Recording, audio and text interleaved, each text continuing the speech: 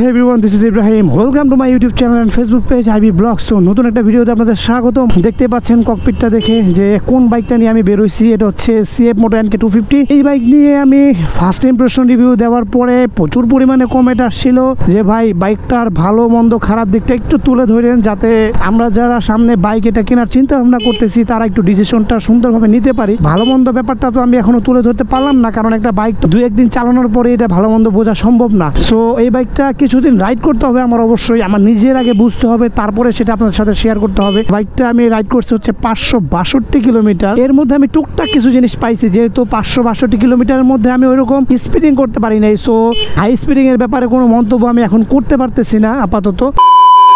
এই হচ্ছে CF Moto NK250 বাইকটা মাত্র সার্ভিসিং দিয়ে নিয়ে আসছি, আর দাঁড়াইছি কিন্তু ভাই সুন্দর একটা প্লেসে। বৃষ্টি নামছে তো, আর এখানে বৃষ্টি নামার পরে দেখি ভাই প্রচুর মানুষ, এই যে সামনে প্রচুর মানুষ। সো আমি বলছিলাম যে বাইকটা তো মাত্র 560 কিলোর মতো রাইড হয়েছে, ওইরকম বেশি একটা রাইড হয় নাই। তো একটা বাইকের ভালো মন্দ দিক বলতে হইলে বাইকটা আমার মিনিমাম 1,500 কিলো রাইড করার পরে বলতে হবে। তারপরেও আমি যে ফার্স্ট ইমপ্রেশন রিভিউ ভিডিওটা দিছিলাম ওইটার মধ্যে অনেকে জানতে চেয়েছিলেন বাইকটার খারাপ দিকগুলো নিয়ে। চলে কিছু কিছু খারাপ দিক আমি অলরেডি পাইছি, যেগুলো আপনার সাথে এখন শেয়ার করব। যদি এখন বৃষ্টি পড়তেছে, বাট কিচ্ছু করার নাই, সুন্দর একটা ওয়েদার পাইছি, এই কারণে চিন্তা করলাম এখনই আপনাদের সাথে ব্যাপারটা শেয়ার করি। ফার্স্ট অফ অল যদি কথা বলি মিটার নিয়ে, তাহলে এটা হচ্ছে ব্যবহার করছে একটা ডিজিটাল মিটার, বাট হায়ার সিসির একটা বাইক যেরকম লুকিং দিছে, সো এরকম লুকিং একটা বাইকে কিন্তু সবাই TFT মিটার আশা করছিল, বাট এটা দিছে হচ্ছে ডিজিটাল মিটার। তো এইটা হচ্ছে মিটার নিয়ে আমার CF Motoর কাছে কমপ্লেন। এবং দ্বিতীয় প্রবলেম যেটা আমি ফেস করছি সেটা হচ্ছে লুকিং গ্লাস। একটু সিটিং পজিশন থেকে দেখাই,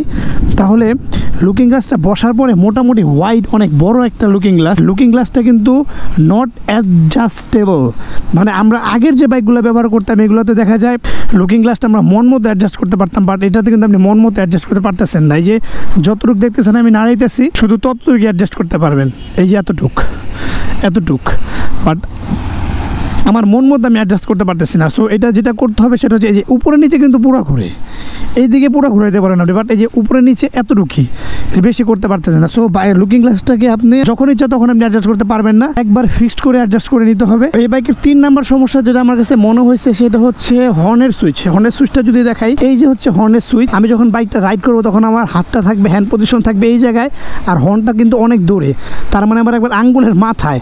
আর আমরা সচরাচর 150cc বা 160cc বাংলাদেশে সচরাচর যে বাইকগুলো আমরা রাইড করি সেগুলোর কিন্তু হর্নের সুইচটা থাকে এই জায়গাটার মধ্যে, মানে এই যে ইন্ডিকেটর সুইচ তার উপরে কিন্তু হর্নের সুইচ মানে সামনে থাকে, আর এইটা হর্নের সুইচটা অনেক দূরে।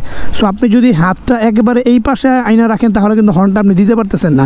সো হাতটা আপনার ধরতে হবে এইখানে, আর এইখানে ধরার পরে হর্ন দিয়ে ক্লাচ ধরতে মারাত্মক লেভেলের অসুবিধা হয়। এটা আমি ফার্স্ট ইমপ্রেশন রিভিউতে বলছিলাম, বাট এখন আমি 570 কিলো চালানোর পরে যেটা দেখলাম, মানে কয়েকদিন চালানোর পরে, যে হর্নের সুইচটা মোটামুটি আমার আয়ত্তে চলে আসছে, বাট একটু এখনও আনকমফোর্টেবল লাগতেছে। দ্বারা একটু কাছে দিলে, মানে এই যে এই গ্যাপটা যে আছে এই গ্যাপটার মধ্যে দিলে হয়তো বা আরও বেশি কমফোর্টেবল হতো। এরপরে যদি বলি হর্নের সাউন্ড নিয়ে, তাহলে এই যে হচ্ছে হর্নের সাউন্ড, হর্নের সাউন্ডটা একেবারে কম। বাংলাদেশের রাস্তায় রাইড করার জন্য আমার কাছে মনে হইতেছে হর্নের সাউন্ডটা আরও বেশি প্রয়োজন ছিল। যদি আমি এইখান থেকে হর্ন দিয়ে দেন আমি একটু দূরে দাঁড়িয়ে তারপর শোনাই, এই হচ্ছে হর্নের সাউন্ডের অবস্থা। হর্নের সাউন্ডটা আমার কাছে মোটেও ভালো লাগে নাই, আরও বেটার হওয়ার প্রয়োজন ছিল হর্নের সাউন্ডটা। এই বাইকের আরেকটা সমস্যা আমি পাইছি, সেটা হচ্ছে হ্যান্ডেল ভাইব্রেশনের সমস্যা। মানে যখন আপনি লোয়ার বিমে থাকবেন, মানে বাইকটা আমি একটু স্টার্ট দিয়ে দেখাই, যে নিউট্রাল করলাম,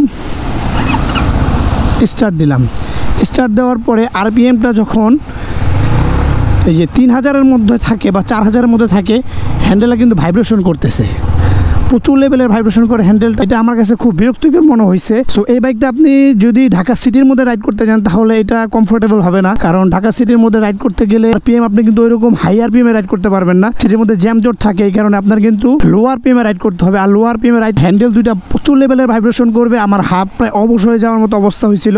এটা আমার কাছে সবচেয়ে বড় খারাপ দিক মনে হয়েছে, যেহেতু এটা 250cc ইঞ্জিন ব্যবহার করছে, সো ভাইব্রেশনটা থাকবে, এটাই স্বাভাবিক। কিন্তু আমার কাছে মনে হয়েছে যে ভাইব্রেশনটা আর একটু কমবে হয়তো। আমি আজকে সার্ভিস দেওয়ার পরে ওখানে কথা বলার পরে কোম্পানি থেকে বললো যে ভাই আপনি আস্তে আস্তে চালাতে থাকেন, সামনে আরও স্মুথ হবে এবং ভাইব্রেশন আরও কমে আসবে। সামনে ভাইব্রেশনটা কমে কিনা সেটা আপনাদের সাথে আমি শেয়ার করব। আর আরেকটা সমস্যা সবচেয়ে মানে একবারে NK250-র এই কয়েকদিনের রাইডের মধ্যে মেজর যে সমস্যাটা আমার কাছে মনে হয়েছে সেটা হচ্ছে হাইট ক্লিয়ারেন্স। বাইকের হাইট ক্লিয়ারেন্সটা অনেক কম ভাই, অনেক কম। এই যে এইখান থেকে দেখতে পাচ্ছেন কতটুকু জায়গা, মানে যদি বলি 4 ইঞ্চি 6-7 ইঞ্চির মতো হবে। সো আমি যদি স্পিড ব্রেকারের উপর দিয়ে রাইডটা করতে চাই আমার পিলিয়ন সহ, তখন কিন্তু ওই জায়গায় বেঁধে যায়। আর যেটা আমার এখন করতে হয়, মানে আমি এখন অভ্যস্ত হয়ে গেছি, বাট এটা মোটেও বাইকের জন্য সুবিধাকর না। মানে বাইকটা হচ্ছে ইমোশনের জায়গা, তো সবাই ভালোবাসার জায়গা থেকে রাইড করে। যদি একটা ধাক্কা লাগে, বাড়ি লাগে, ভাই কলিজার মধ্যে এসে লাগে। সো বাইকটা প্রথম দিন যেদিন রাইড করছিলাম কিন্তু অনেকবার বাড়ি লাগছে, আমার অনেক খারাপ লাগছে। বাট এতদিন রাইড করার পরে আমি অ্যাডজাস্ট হয়ে গেছি। সো স্পিড ব্রেকার দেখলে কিন্তু আমার বাইকটা একবার স্লো করতে হয়। প্রাইভেট কারের পেছনে যারা বাইকাররা বাইক নিয়ে রাইড করেন তারা দেখেন যে তারা স্পিড ব্রেকার দিলে একবার থেমে যায়, একেবারে গাড়ি থেমে তারপরে স্পিড ব্রেকারটা পার হয়। সো এই বাইকটা নিয়ে আমার স্পিড ব্রেকার পার করতে এরকম প্যারা খাইতে হয়েছে, একেবারে থেমে গিয়ে তারপরে আমার স্পিড ব্রেকার পার করতে হয়েছে, নয়তো বা নিচে বাড়ি লেগে যায়। এটা হচ্ছে পিলিয়ন। যদি আমি একা রাইড করি তাহলে হয়তো বা এটা হবে না, পিলিয়ন সহ রাইড করার কারণেই বাড়িটা খায়। বাট এই জিনিসটা আমার কাছে অনেক বাজে লাগছে। আরেকটা ব্যাপারে আমি খুব টেনশনে ছিলাম, সেটা হচ্ছে পেছনের গার্ডটা। যেহেতু নেকেড স্পোর্টস বাইক করছে, পেছনে কোনো গার্ড ব্যবহার করেন, শুধুমাত্র এখানে একটা টায়ার গার্ড ব্যবহার করছে। যেহেতু আজকে বৃষ্টির মধ্যে রাইড করে আসছি, সো আমি এখন একবারে কনফার্ম হইলাম, যেহেতু আমার পিলিয়নও ছিল, আমার পিলিয়নের উপরে কোনো কাদা উঠে নাই এবং এখান থেকে কোনো পানিও উঠে না। সো এই জিনিসটা আমার কাছে খারাপ দিক মনে হয়েছিল। বাট এখন আমি যেহেতু সরাসরি বৃষ্টির মধ্যে রাইড করে আসলাম, এখন বুঝতে পারলাম না এটা আসলে খারাপ দিক বলা যায় না। পেছনের গার্ডটা না দেওয়ার কারণে কিন্তু এখান থেকে বাইকের লুকিংটা জোস লাগতেছে। এই খারাপ দিকগুলোই আমি আপাতত এই বাইকের মধ্যে পাইছি। সো আরও রাইড করতে থাকি। বাইকের অনেক ভালো দিকও আছে, যারা সিএফ মোটরের বাইকটা নিতে চাচ্ছেন আমার এই খারাপ দিকগুলোর ভিডিওটা দেখে কিন্তু কেউ কষ্ট পাবে না, কারণ একটা বাইকের মধ্যে ভালো খারাপ সব কিছুই আছে। আমি এই খারাপ দিকগুলো আগে তুলে ধরলাম, অল্প কিছু খারাপ দিক, হয়তো বা বাইকে আর কোনো খারাপ দিক নাই, বাইকের মধ্যে কিন্তু অনেক ভালো দিক আছে, এগুলো নিয়ে আমি সামনে আলোচনা করবো। সো কষ্ট পাওয়ার কারণ নেই, চোখ রাখুন আমার চ্যানেলে এবং ফেসবুক পেজে। সো দেখা হচ্ছে এই বাইকের ভালো দিকগুলো নিয়ে। হোপ রাখতেছি ভিডিওটা আপনাদের ভালো লাগবে। ভিডিও যদি ভালো লেগে থাকে তাহলে অবশ্যই লাইক দিয়ে দেবেন ফেসবুক পেজে। ইউটিউব চ্যানেলে যারা যারা নতুন আছেন তারা সাবস্ক্রাইব করবেন। সো দেখা হচ্ছে পরবর্তী কোনো ভিডিওতে, নতুন কোনো টপিক নিয়ে, নতুন কোনো জায়গায়। সে পর্যন্ত সবাই থাকবেন ভালো, সবাই থাকবেন সুস্থ, সবাইকে আসসালামু আলাইকুম। সো আমি এখন কি করব সেটা হচ্ছে বৃষ্টিটাকে এনজয় করবো এবং এই যে একটা ওয়েদারের দিকে আছে, এই ওয়েদারটাকে এনজয় করতে করতে বাসার দিকে চলে যাব।